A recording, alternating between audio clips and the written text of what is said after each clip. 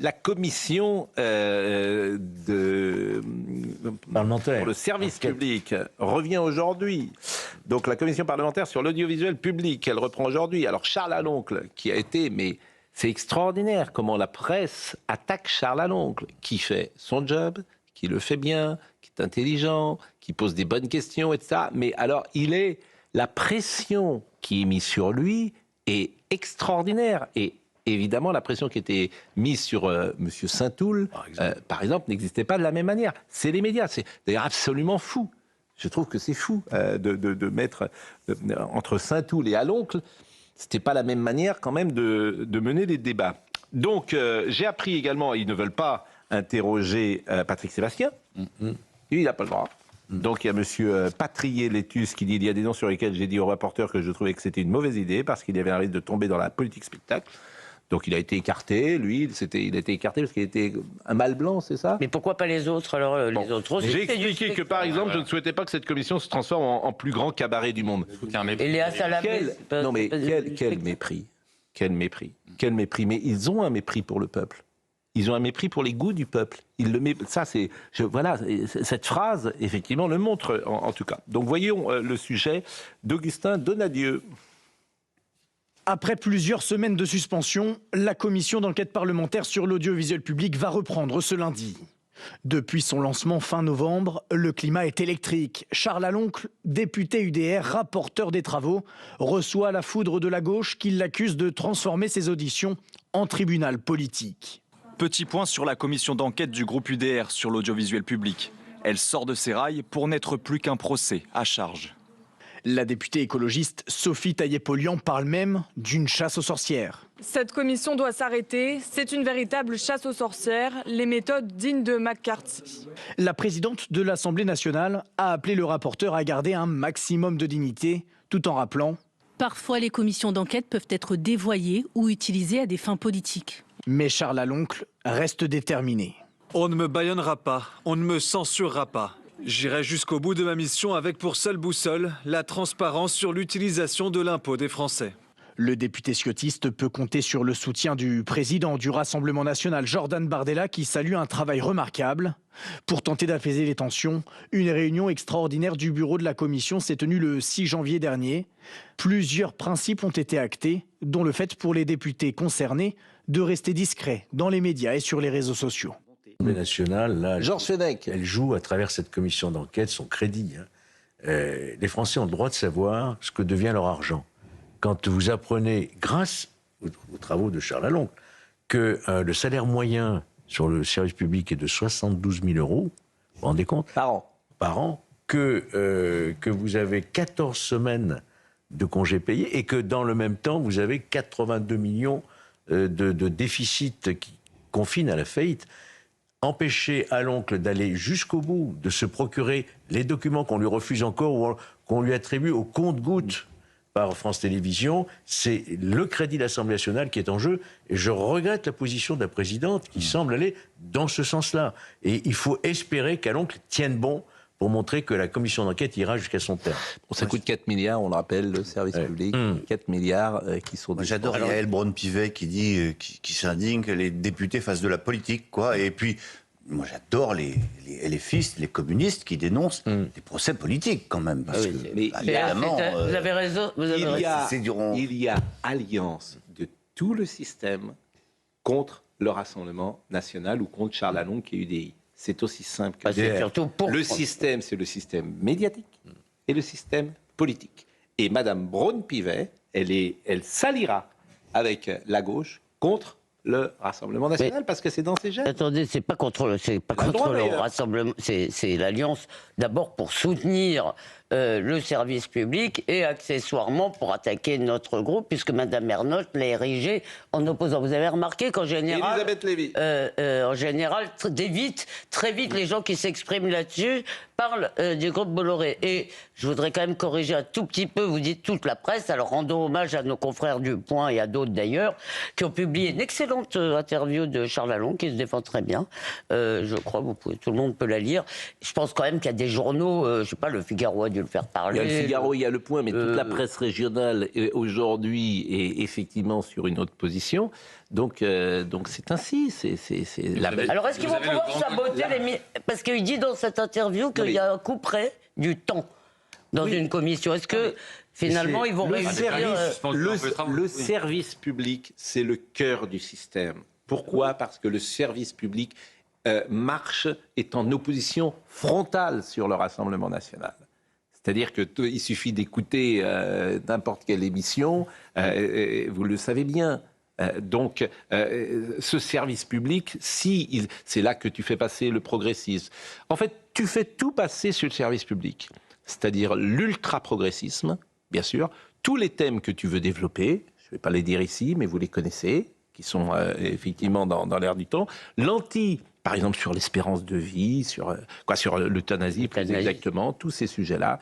Le service public est ultra-progressiste. Donc, si vous enlevez ça, forcément... Laurence Bloch l'avait dit au Monde, France Inter est une radio progressiste. Bien sûr. Et Madame Ernotte avait dit, je veux la France telle qu'elle, non pas telle qu'elle est, mais telle que je voudrais qu'elle soit. Et j'ajoute simplement, si vous permettez, que le procès en macartisme qui est fait au député à l'oncle est totalement infondé, puisque lui-même, j'ai lu je crois que c'est dans Le Point, il dit son attachement au service public.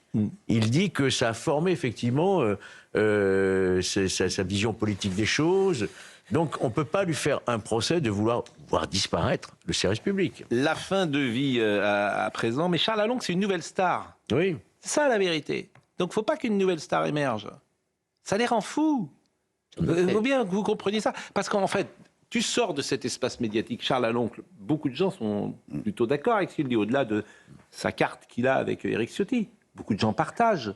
Et même une très grande... en tout cas, beaucoup. Je ne sais pas si c'est une majorité. Mais il y a des questions.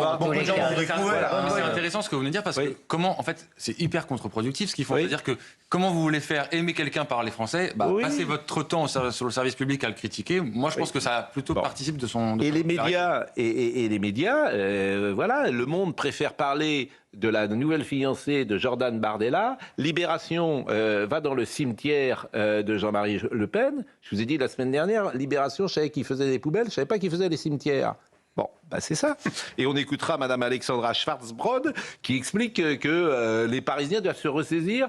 Journaliste, Madame Schwarzbrod, journaliste, Alexandra Schwarzbrod, et elle explique qu'il faut que les Parisiens se ressaisissent parce que Rachida Dati est une imposture. Journaliste. Elle est militante, elle a le droit. Elle est éditorialiste, elle est éditorialiste à Libération, elle a le droit de le dire. Mais elle a tout. Franchement, ils ont tous les droits. Je souligne simplement que tous ces gens marchent ensemble. Ce sont les mêmes. C'est tout ce que je souligne. Ce sont les mêmes. Alors, rejeter l'euthanasie avec Tancrède Guillotel, ça aussi c'est intéressant parce que pendant des années, il n'y a eu qu'un seul discours. Et puis tout d'un coup, tu as entendu un autre discours. Et puis il se trouve que tous les médecins, ils sont contre l'euthanasie. Tous. Quasiment. Tous. Parce qu'ils sont là pour soigner, pas pour donner la mort. Donc évidemment, les gens ont un peu changé, forcément, parce qu'ils entendent une autre voix qu'on n'entendait nulle part depuis des années. Voyez le sujet de Tancrède Guillotel. Avec hier, les opposants à la future loi fin de vie ont manifesté ce dimanche dans le cadre de la marche pour la vie. Je ne sais pas si vous avez entendu parler de cette manifestation. Si vous n'avez pas regardé CNews, vous n'en avez pas entendu parler. C'est-à-dire qu'elle n'existait pas. C'est-à-dire que je renvoie là encore à ce que disait M. Belmer, ça n'existe pas. C'est formidable. C'est ça, en fait, façonner l'opinion. Vous avez parfaitement raison. Mais évidemment que j'ai raison. Non, mais... Évidemment, comment pourrait-on dire que je n'ai pas raison? Ça n'existe pas. Mais je vous assure... Ça n'existait pas hier soir au journal de TF1. Mais vous avez raison. Qu'est-ce que vous voulez que je dise? Donc, vous voyez ce sujet. Cette légèreté entre... Rejeter toute légalisation du suicide assisté et de l'euthanasie. C'est le mot d'ordre des manifestants venus se rassembler place Vauban dans le cadre de la marche pour la vie. Beaucoup de familles et de jeunes notamment qui contestent la proposition de loi sur la création d'une aide à mourir. Les jeunes sont très touchés par ces sujets-là, par ce combat. Pour eux, c'est la question de la société, quelle société nous voulons demain. Nous ne voulons pas d'une société qui propose la mort comme un soin, comme une solution. Nous voulons d'une société qui prône l'espérance, qui montre que la vie vaut la peine d'être vécue et qui protège les plus faibles. Les manifestants défendent également la possibilité d'une clause de conscience pour les personnels de santé et mettent en avant une approche tournée vers les soins palliatifs. Il y a une autre solution à proposer à ces personnes-là qui ont plus besoin de soutien, de présence. Nous ne voulons ni de l'euthanasie ni des suicides assistés.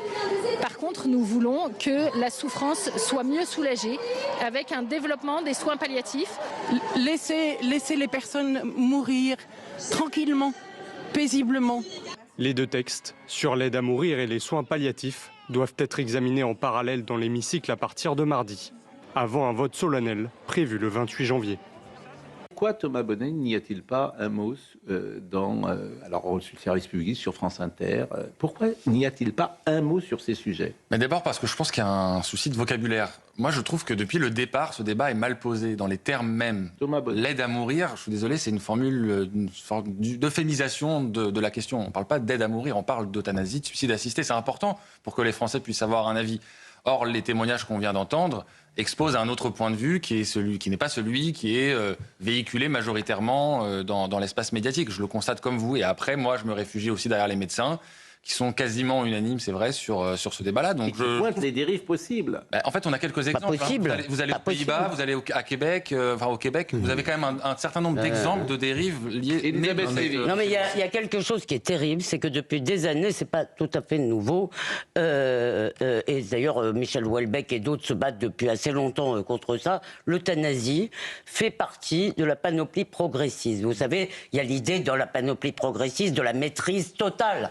Nous sommes ce que nous voulons être, nous décidons de tout, la vie, la mort, la nature, etc., etc. Moi, ce qui me frappe et ce qui me terrifie, à vrai dire, c'est que le simple fait de regarder ce qui s'est passé effectivement en Belgique, rappelez-vous la jeune fille de 16 ans euthanasiée parce qu'elle était traumatisée par je ne sais pas quel attentat qu'elle avait vu à la télé. Ou rappelez le Canada, Thomas vient de le dire, dans tous les pays où il y a des lois permissives, dans tous ces pays, il y a eu des dérives graves, terribles, et comme le disait je ne sais pas qui dans une tribune du JDD, je crois, on est passé du droit à mourir au devoir de mourir. Donc cette légèreté anthropologique, on tue des troupeaux de vaches parce qu'il y a une maladie, peut-être, je ne sais pas, faut-il le faire, il y a un principe de précaution qui s'impose partout, mais sur la vie humaine, sur la filiation, sur des questions quand même qui concernent l'espèce de façon un peu plus grave qu'un truc politique. Je veux dire, on fait ça avec une légèreté terrible. Moi, je suis terrifié. Richard Millet. En fait, je suis entièrement d'accord avec ce que tu viens de dire, parce que c'est quelque chose d'anthropologique. Maintenant, au cas par cas, moi j'ai vu mourir ma femme d'un cancer très très long, en soins palliatifs. J'avais posé beaucoup de questions aux médecins. Ils m'avaient dit, certains m'avaient dit, vous savez, en fait l'euthanasie ça existe depuis très longtemps, à savoir que vous pouvez très bien vous-même augmenter la dose, et puis c'est tout. Vous passez à côté. Simplement, ça ne se dit pas.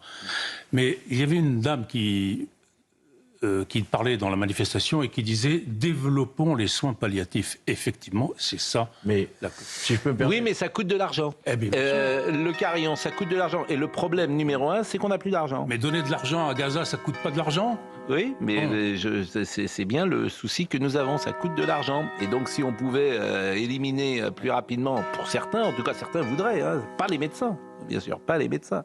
Mais voilà, il faut faire de la place, c'est la rentabilité. Chasse aux vieux, par exemple. Exactement.